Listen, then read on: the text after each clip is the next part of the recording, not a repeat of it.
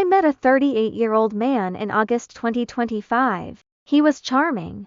And though not conventionally attractive, he was entirely my type. We stopped talking shortly after, but I reached out again this July after seeing someone who looked like his twin while on vacation. When I said hello, he mentioned wanting to get to know me and build a relationship.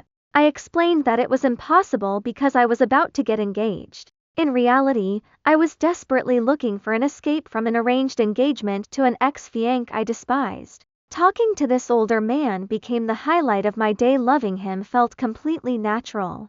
Unlike the forced feelings I had for my fiancé, he never tried to sabotage my engagement. He even advised me to give my fiancé a chance, reminding me that marriage requires sacrifice. Weeks later, my engagement broke off. I was consumed by anger and frustration, feeling unheard and dismissed by everyone, especially my family. Panicked after nearly losing my freedom, I met a new guy and let him perform oral sex on me.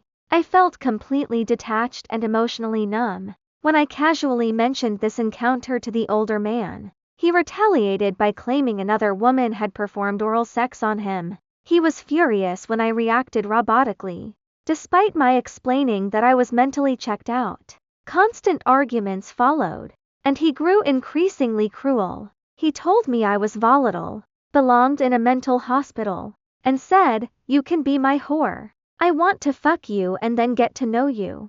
I stayed numb until the dam broke and I finally cried for the first time in months. When I told him how much his words hurt, his brief apology quickly turned into deflection. "Some of the things you do make me say those things." We planned to meet this September. I booked my flight, though he has not booked anything on his end. Part of me hopes he never shows up. He shifted rapidly from wanting to marry me to reducing me to just a body, spewing cruelty while claiming he loves me and hates how much he cares because I ruined everything by being with another man. He even demanded I get tested for sexually transmitted infections before we meet, an ironic standard for a man who was perfectly content acting as a side option while I was on the brink of marriage.